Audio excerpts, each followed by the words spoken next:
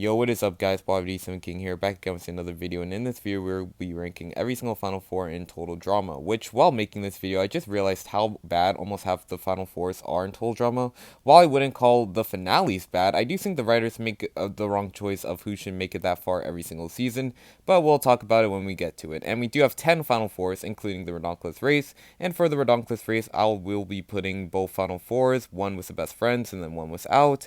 But without further ado, let's just get to dead last. And honestly, the bottom three really are all pretty interchangeable for me, but considering this is the worst season of Total Drama, then this makes it pretty easy to put here at dead last, and we do have all stars. And this is just a boring, predictable Final Four. I mean, we have Gwen, who was someone who was just sometimes annoying with her dynamic with Courtney at the start, and then the ending of that dynamic, to be honest, was just painfully unfunny. While Scott was funny, he was just a completely different character, with his only positive just being Courtney, and Zoe was just an oblivious dud, and the Mike/Mal storyline is just something that I'm just really lukewarm to. Even the Final Four episode isn't really that good, with the only fun scene is just when Mal was about to whack Gwen with a pipe, which was just... It's an insane scene, I will not lie, and younger Bod V was definitely, like, actually gagged when this scene happened, but... yeah, this Final Four is really nothing special, and all four characters are just not that great, so it's here at number 10. Moving on, at number 9, we have a season that you'll never hear me talk too positively about, and that is the Reboot Season 2. I feel like on paper, this Final Four sounds really good, and probably one of the best in terms of character perspectives. The problem is the execution. With the previous winner, we all knew Priya wasn't winning, but still, despite that, I wouldn't have been mad at a Priya win, which isn't a good thing, because at the time, I wasn't even a Priya stan. Even though I love Julia, her plot armor was way too heavy this season. Caleb became an increasingly dumber and dumber character, and while the show tries to depict Wayne as an underdog, it just doesn't work if the underdog was just genuinely asked at every single challenge during the season, so it just doesn't work for me. Combine that with the other characters that got eliminated being more deserving, like a Damien, like a Michelle, it just really makes me feel underwhelmed with this Final Four. It just feels like a very manufactured Final Four, and that's what Season 2 kinda is in my opinion. It just feels like the show wanted these characters to go really far without actually knowing how to do that. And combine that with also the winner of the season being someone who was just barely relevant throughout the entire season just really makes me sour on this Final Four and just overall the season, to where... yeah, it's here at number 9. At number 8, we just have a random ass Final Four with 2 characters just hopping in the season while the other 2 just shouldn't have been there, and that's Total Drama Action. I think the peak of action is around the time when Gwen leaves up until Owen comes back and we lose some icons like Lindsay and Harold. While Courtney is a better villain than Justin, she's not likable, and the whole list thing is just a dumb thing the show made her do. I'm not even a hardcore Duncan stan at this point, but the whole reason why Courtney liked Duncan was because he was a bad boy, so having her want to change everything about him is just stupid, despite the fact that there is some rationale since there was flirty tension between him and Gwen. And we have Beth, who I just don't really like how the writers try to portray Beth as this good person when she's a cheater and kind of a bad friend to Lindsay. I've kind of dropped on Duncan in recent months just because, again, he's kind of a dick on this season. And while he does have funny moments, again, I was Team Harold throughout the entire season, and I just found Duncan to be kind of annoying and also kind of reliant on plot armor. Again, him surviving the Lindsay round, the Justin round, the Lashana round. Again, just doesn't sit right with me, and him actually going on to win the season also is just kind of, it's kind of just fine.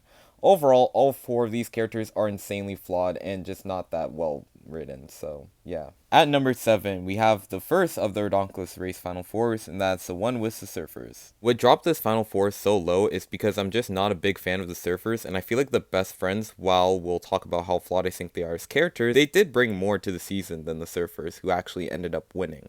Outside of that, though, I really do love the 3 teams. I mean, the sisters have a great storyline and are also likable, rootable, funny characters. The Ice Dancers and the Police Cadets have a top-tier rivalry, with all of them being amazing characters in their own right. So it's really just the Surfers here that bring it down for me. Moving on to number 6, we have one that makes sense for the season, but in comparison to the other ones, it just falls here at number 6, and that is Pahkitew Island. Seeing the build-up between Sean and Jasmine throughout the season is nice, as I do like the ship, but I also hate the split the money storyline. Not because it's unnecessary, just because it's really stupid. I don't think 16-year-old Bod V would ever split the money with someone I just met, especially knowing they wanted to open a flower kickboxing place, just because... What the hell even is that? Granted, it's probably better than Sean's plan, which is just to build like a zombie bunker, but still, it's like not great. Anyways, we have Sugar, who is funny, but also disgusting as hell, so it really balances her out on this list. And seriously, like, you could be as funny as Harold, but if I see you put your hand in a monkey's body, that clearly has to put you in my mixed tier. And then we have Sky, probably my favorite character out of these four. Again, she was my first ever Total Drama crush, but also because, again, she's a messy Mary Sue, which I honestly do love. And I also love her aggressive side that she shows with the rivalry with Sugar, and also her treatment of Dave in episode 9, just because, again, it's Dave, which I think was a viable crash out. This final four makes sense, and I wouldn't have any other character make it here, but it's Pahkitew Island, the Survivor Gabon of Total Drama, so it's really hard to take it seriously, so it's here at number 6. Number 5, we're capping off the Ridonkulous race teams, but with the best friends. Despite me finding the best friends repetitive, with Carrie having such a big crush on Devin since they were kids, but oh, she just magically stops having a crush on him by episode 19, and he has a crush on her. I still do like the plotline between them, and also out of pure nostalgia of shipping them together once they do get together. I don't talk about romance on this channel too much, but I absolutely love couples on this show, and even though my real life experience was falling in love with your best friend, didn't really end well, it's probably still a really good and realistic storyline, so it just barely edges out Pahkitew Island here, even though I could see myself flipping it around. Number 4, we have a final four that is dragged down by just 2 people, and it's World Tour. Like my thoughts on World Tour in general, I mean, Heather and Alejandro carry everything, while Cody and Sierra really don't have much else to do. I mean, Heather has her best plot line during the entire show with her redemption storyline. Alejandro has probably the best villain run of the entire series. And then we have Cody and Sierra, who have one of the worst storylines in the entire series. I think that Alejandro and Heather, are just really entertaining together. They have amazing chemistry on screen together, and they also carry the comedy once we do lose characters like Noah and Tyler. I'm not saying that Cody and Sierra are just a boring pair together. Again, obviously they are entertaining to an extent. It's just, one, I don't like the Disney XD style of relationship that they went for with this pairing. Again, just Sierra being insanely creepy towards Cody, even though he does not like the advances at all. And again, I just personally don't find that style of humor funny. Again, I understand people who do. I just personally don't. And Sierra's my least favorite character, and Cody just sucks. So yeah, it's here at number 4. At number 3, we have the first season I've ever watched in real time, and that is the Reboot Season 1. Similarly to World Tour, Bowie and Julia carry this final four for me. Bowie is my all-time favorite character, and he has so much great moments throughout the season. His relationship with Raj was sweet, his friendship with Emma, him turning Millie and Priya against each other, him getting Caleb out, and him just having amazing confessionals in general throughout the season.